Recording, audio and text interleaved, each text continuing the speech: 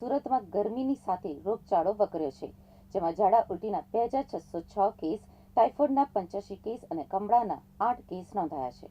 સુરતમાં ઉનાળાની શરૂઆતમાં રોગચાળામાં વધારો થયો છે.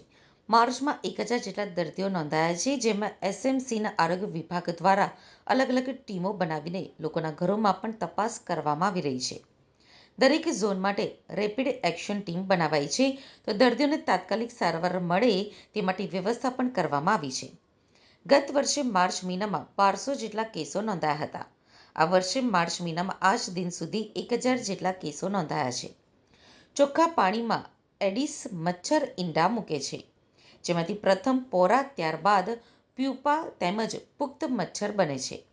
આમ ઈંડામાંથી પુખ્ત મચ્છર બનતા 7 થી 10 દિવસનો સમય લાગે છે. મચ્છરનું જીવનચક્ર ટૂંકું હોય છે અને પુનઃ ઉત્પત્તિ ઝડપી હોવાથી તેનો ફેલાવો થોડાક સમયમાં ખૂબ જ ઝડપથી થતો હોય છે.